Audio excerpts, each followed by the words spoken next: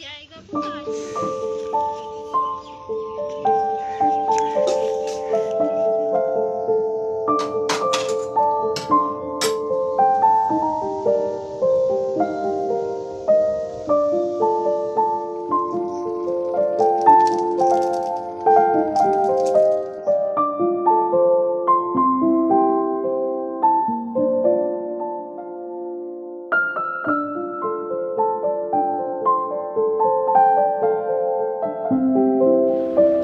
শুভ সকাল বন্ধুরা, কেমন আছো সবাই? আশা করছি ভালো আছো, সুস্থ আছো। ঐকিদাস ডেইলি ব্লগে আবার এক নতুন ভিডিওর সাথে তোমাদের সবাইকে জানাই অনেক অনেক স্বাগত, অনেক ভালোবাসা।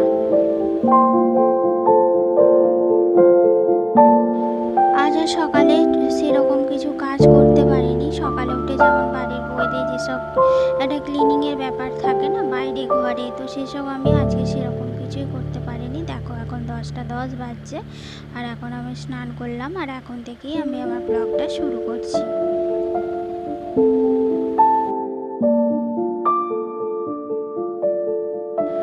গন্ডগোলটা যেহেতু পেটে প্রচণ্ডই পেটে লাগছে, তো ভয়ে ভয়ে খাচ্ছি, খিদেও পাচ্ছে, আবার খেতেও ইচ্ছা করছে না, ভয় লাগছে, মনে হচ্ছে যেন খেলেই পেটে যন্ত্রণা হবে।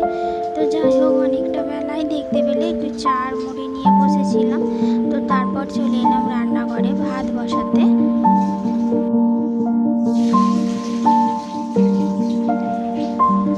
তো জলখাবারে সবাই মুড়ি খেয়েছে, তো তার জন্য আজকে এই ছোটো হাঁড়িটা করে গ্যাসেই বসিয়ে দেব, কারণ শরীর আর বইছে না, একদমই এনার্জি পাচ্ছি না। তো জানি না কি হলো, আগের দিনও ডাক্তার এসেছিল, আবার আজকে আরেকবার ওষুধ পাল্টে নিয়ে আসবো। মনে হচ্ছে যেন খেলেই যন্ত্রণা হবে, এরকম একটা ব্যাপার। আর খাওয়ার পর খালি মনে হচ্ছে এই যন্ত্রণা হবে, আবার বোধহয় শুরু হবে। তো এরকম একটা টেনশন ভেতরে চলতেই থাকছে।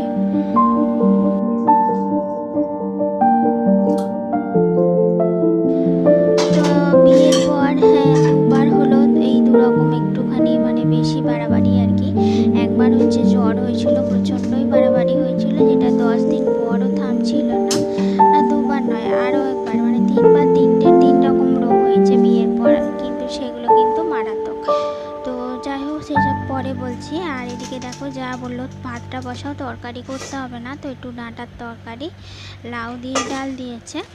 আর হচ্ছে এখানে হাজব্যান্ডই ভেজেছিল, আগের দিন মাছ এনেছিল, যেহেতু আমি উঠতে পারিনি তাই ও নিজেই বেছে ধুয়ে কড়া করে ভেজে নিয়েছে। তো এটা আমি আর ঝাল করতে পারিনি।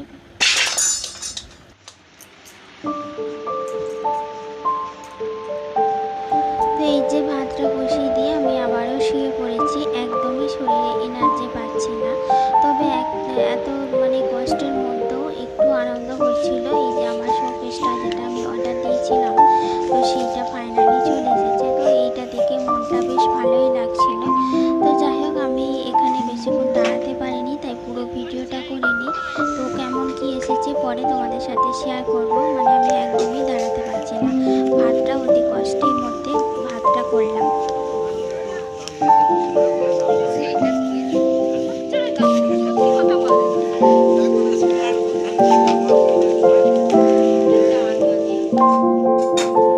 তো এখন বৈকাল 5টা বাজছে, আর এই যে শাশুড়ি মা দুধ দিয়েছিলেন, তো এতটা দুধ লাগবে না, তাই ছেলেকে ভাবলাম যে ছানার পাউডারটা আগের দিন এনেছিল, তো সেটা একটুখানি চেক করব বলে একটু ছানা কাটিয়ে দেব। আর পাউডার দিয়ে আমি কোনোদিন ছানা কাটিনি, বেশিরভাগই আমি কাটিয়েছি হচ্ছে ছানার জল দিয়ে। তো এখানে অনেকের বাড়িতেই ছানার জল পাওয়া যায়, তো সেখান থেকে নিয়ে এসেই ছানা কাটাতাম। তো কখন কার বাড়ি থেকে গিয়ে এনে দেবে, এই জন্য ছানা পাউডারটাই নিয়ে যাচ্ছিলাম। তো বলেছিল একটুখানি দিতে 500 দুধে, তো একটুখানি দেওয়ার পর দেখলাম যে হলো না, তো তারপর আবার একটুখানি দিলাম, তারপর দেখলাম যে হয়ে গেল।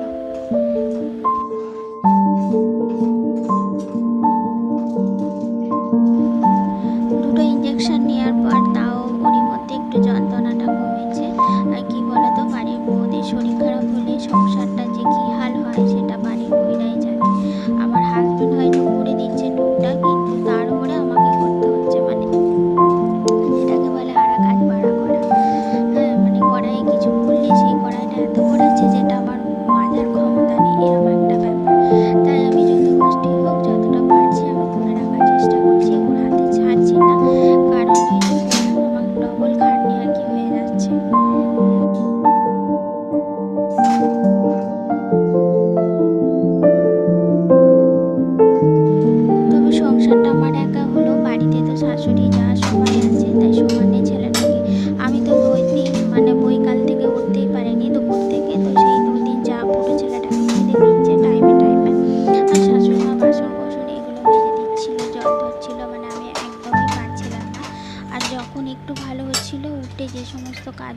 লাগছিল। আসলে কি বলতো, সংসারে কাজ পড়ে আছে দেখে মানে থাকাও যায় না, তখন মনে হয় যা হয় হবে, একটু করেই এটা মানে দেখতে আর কি, দেখে আর কি থাকা যায় না, তো এরকম একটা ব্যাপার।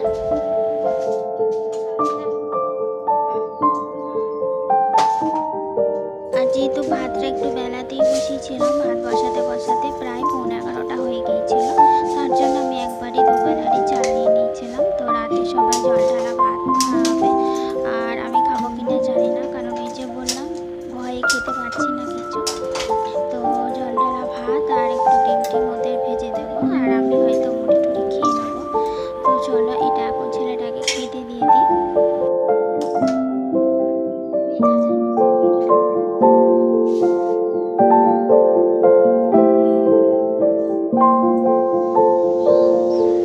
তো দেখো, হাজবেন্ডেরই দুটো প্যান্ট ছিল, ভিজিয়ে রেখে গেছে, অথচ ওরা কাচার সময় হয়নি। তো এইসব ডেকেও তো থাকা যায় না, কারণ ও যখন কাচতে দেবে তখন হয়তো জল থাকবে না। আর এই টাইমে বৈকালবেলায় আমাদের আর কি জল আসে দুটো করলেই, তো ইউজ পরিমাণ জলটা থাকে। তো এই সময় আমরা সকালে আর এই সময়টায় কাচাকুচিগুলো সেরে নিই। তো এই সময় যেহেতু জলটা বেশি থাকে, তাই ওর দুটো প্যান্ট আমি কেচেই নিলাম। তো কষ্ট হচ্ছে ঠিক কথায়, হ্যাঁ, মানে হাঁপিয়ে যাচ্ছি, আমার একটা ব্যাপার, এনার্জি তো নেই। আর তাছাড়া আগের দিনে তো প্রেশার মেপেছিল ডাক্তারবাবু, হাই ছিল। তো আজকে কীরকম কী প্রেশার আছে বুঝতেও পারছি না। তো পরের দিন আর কি, হ্যাঁ, পেটের ছবি করিয়ে তারপর ডাক্তারবাবুর কাছে একবারে গিয়ে প্রেশার টেশার মাপিয়ে নেব।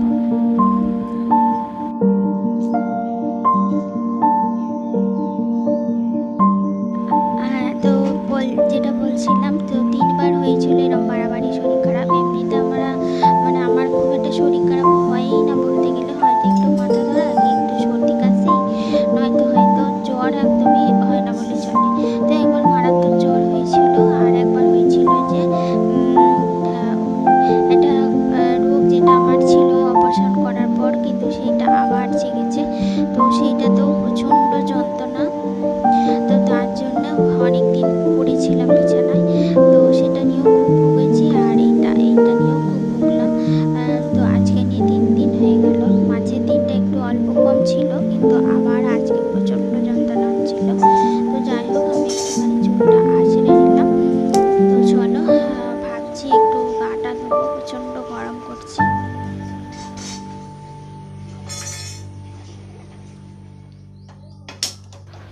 মায়েদের দেখবে শরীর টরীর খারাপ হয়ে যদি পড়ে থাকে, তাহলে কিন্তু ছেলেদের বেশি একটু খাওয়ার কষ্ট হয়, কারণ যা হয়তো খেতে দিচ্ছে, কিন্তু ওর মনের মতো যেগুলো খাবার সেগুলো তো পায় না। আমি জানি যে কি খায় না খায়, কিন্তু যা যেটা দরকারি করছে সেটাই দিচ্ছে, যাই হোক দিয়েছে, এটাই আমার কাছে অনেক।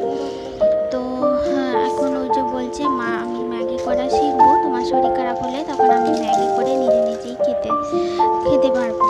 তো ম্যাগিটা হয়তো করতে পারবে, কিন্তু বাচ্চা মানুষ এই গ্যাস ঝাল্লাটা দেওয়াটা একদমই উচিত নয়। তাই পাশে দাঁড়িয়ে আছি, শখ হয়েছে একদিন করুন ম্যাগি করার, কিন্তু আমি পাশে দাঁড়িয়ে আছি। তো জানি আমি আগে 2-1বার এরকম করেছিল। তো এই যে গরমে ঘেমে ম্যাগি করতে বসেছে, আর এই যে ম্যাগিটা প্রায় হয়েও গেছে।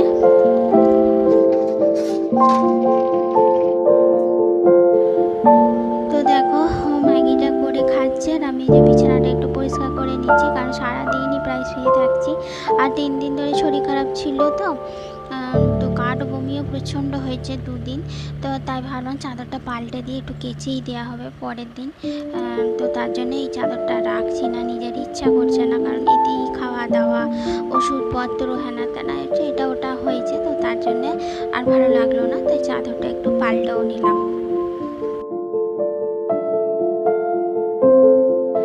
আর এরকম শরীর খারাপ হলে মনে হয় এই সময় যদি বাপের বাড়িতে থাকতাম কত ভালোই না হতো, মুখের গোড়ায় সব কিছু পেয়ে যেতাম, একটু রেস্টও পেতাম। আর আমি এখন যতদিন এখানে আছি অতদিন থাকি না, 2.5 মাস হয়ে গেল যাইনি বাপের বাড়ি। খুব জোর হলে 2 মাস পর পরই যাই, কিন্তু আর এবারে এটাও যেতাম না, মানে যাবো আর কি, কয়েকদিন ডাক্তার দেখিয়ে নিয়ে যাব। তো মনে হচ্ছে যেন একটু রেস্টের প্রয়োজন আছে, ভালো লাগছে না, সব থেকে বড় কথা এনার্জি পাচ্ছি না কাজে। তো চলো তোমাদের একবার আমার শোকেসটা দেখিয়ে দিয়ে ব্লগটা শেষ করবো, আজকে আর পারছি না। তো আসলে শরীর খারাপ, তোমরা হয়তো ভাববে যে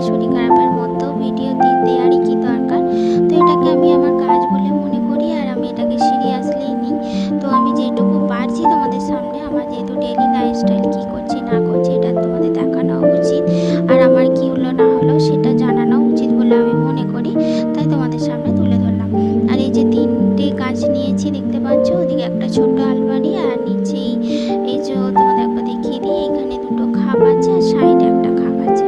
তো এই হচ্ছে শোকেস। তো এই প্রিন্টের নিলে হয়তো না অনেকটা দাম পড়ে যেত, তাই আর পারিনি। এইটুকুর মধ্যেই মানে আমার যেটুকু টাকা ছিল বাজেটের মধ্যে এটাই হয়েছে। কেমন হয়েছে অবশ্যই কমেন্ট করে বললো।